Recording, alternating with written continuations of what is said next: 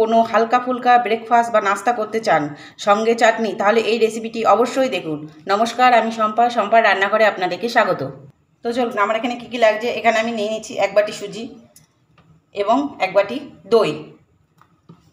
সঙ্গে লাগছে আমি এখানে একটা ক্যাপসিকাম কুচি নিয়েছি, একটা টমেটো বড় সাইজের, একটা বড় সাইজের পেঁয়াজ এবং কিছুটা ধনেপাতা এবং 2টো কাঁচা লঙ্কা। আপনারা আপনাদের প্রয়োজন মতন সবজি এবং সুজি কি দই আপনারা ব্যবহার করবেন। এখানে আমি একটা মিক্সির জার নিয়ে নিচ্ছি, এতে আমি দিয়ে দিচ্ছি দইটা।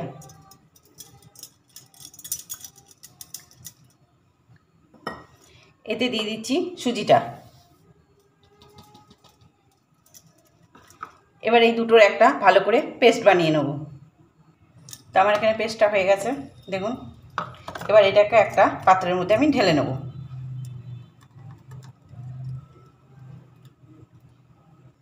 এবার এতে দিয়ে দেবো 1 চা চামচের মতন তেল।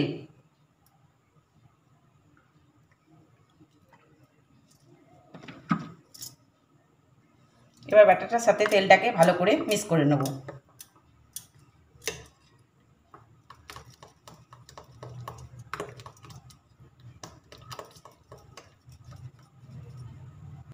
এবার এটাকে ঢাকা দিয়ে রেখে দেবো। এবার চলুন চটপট চাটনিটা তৈরি করে নিই। তো এখানে আমি নিয়ে নিয়েছি কিছুটা বাদাম। আপনারা আপনাদের প্রয়োজন মতন বাদাম নেবেন। এখানে আমার 4 থেকে 5 চা চামচ বাদাম আছে।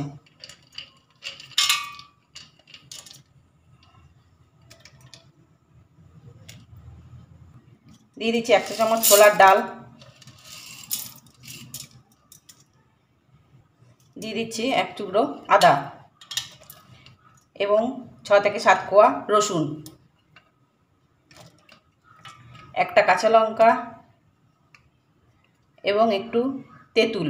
আপনাদের কাছে যদি লেবু থাকে লেবুও ব্যবহার করতে পারেন। এবং দিয়ে দিচ্ছি কটা নারকেল কোড়া।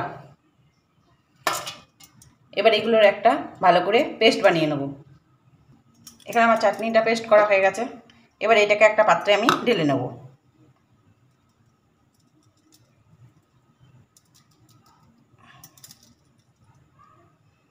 এবার এতে দিয়ে দেবো স্বাদ অনুযায়ী লবণ।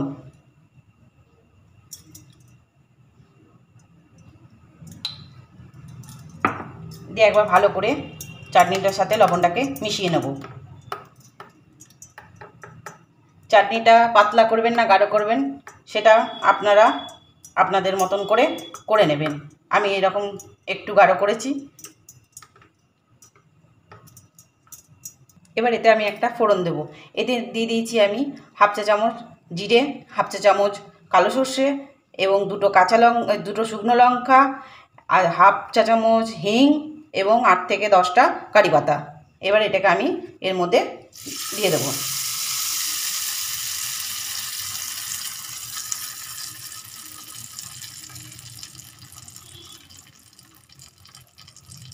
তো হয়ে গেল চাটনি রেডি। এখানে আমি ব্যাটারটা নিয়ে নিয়েছি, এতে দিয়ে দিচ্ছি আমি ক্যাপসিকাম কুচি, টমেটো কুচি,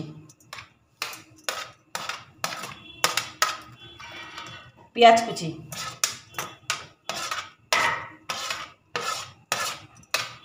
কাঁচা লঙ্কা কুচি, ধনেপাতা কুচি। এবার এতে দিয়ে দিচ্ছি স্বাদ অনুসারে নুন। এবার একবার সবগুলোকে ব্যাটারটার সাথে ভালো করে মাখিয়ে নেব। ব্যাটারটা ঠিক এরকম রাখবেন, ইডলি বা ধোসা যেমনি করে ঠিক সেই রকম থেকে ব্যাটারটা কিন্তু আপনারা রাখবেন।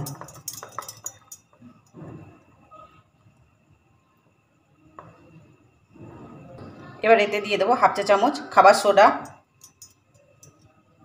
আপনাদের কাছে যদি ইনো থাকে সেটাও আপনারা ব্যবহার করতে পারেন। তো বন্ধুরা, এটি বানানো খুবই সোজা এবং খেতেও কিন্তু খুবই টেস্টি। এখানে একটা ছোট্ট টিপস, সুজি দেখবেন অনেক দিন থাকলে সুজিতে কিন্তু পোকা লেগে যায়। সেক্ষেত্রে আপনারা কি করবেন, সুজিটাকে একটু শুকনো খোলায় তেলে রেখে দেবেন, দেখবেন সুজিটা কিন্তু পোকা আর লাগবে না এবং সুজিটা অনেক দিন অবধি ভালোও থাকবে। আমার টিপস যদি আপনাদের ভালো লেগে থাকে তবে অবশ্যই কিন্তু কমেন্ট করে আমাকে জানাবেন। তো আমি এখানে একটা টিফিন বাটি নিয়ে নিয়েছি, এতে আমি কিছুটা তেল ব্রাশ করে নিয়েছি। আপনাদের কাছে যেরকম বাটি থাকবেন আপনারা সেরকম বাটিতেই এটি কিন্তু করতে পারবেন।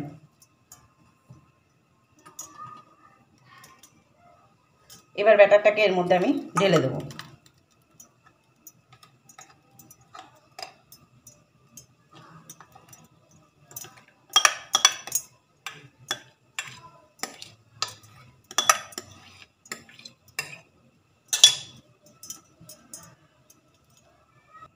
এবার উপর থেকে একটু চাট মশলা ছিটিয়ে দেবো।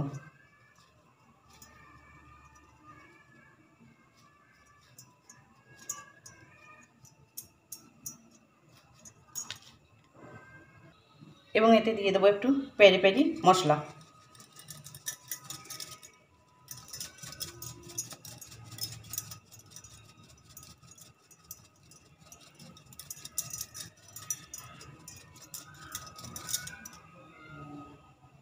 এখানে আমি কড়াইয়ে একটা আগে থাকতে জল গরম বসিয়ে দিয়েছি, দেন জলটা ফুটেও গেছে, এর মধ্যে একটা বেরি দিয়ে দিয়েছি। আপনাদের কাছে যে কোনো বেরি থাকলেই হবে। এবার এটাকে আমি ভাপে বসিয়ে দেবো।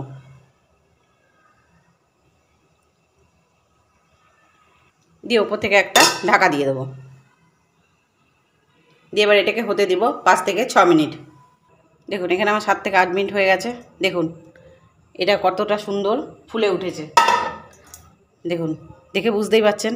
দেখুন আর কতটা নরম হয়েছে। এবার এটাকে ঠান্ডা হতে দেবো। আমার রেসিপিটি যদি আপনাদের ভালো লেগে থাকে তবে অবশ্যই লাইক, শেয়ার এবং কমেন্ট করতে ভুলবেন না, এবং আমার ফেসবুক পেজটি ফলো করতে ভুলবেন না, এবং চ্যানেলটিকে সাবস্ক্রাইব করে দেবেন।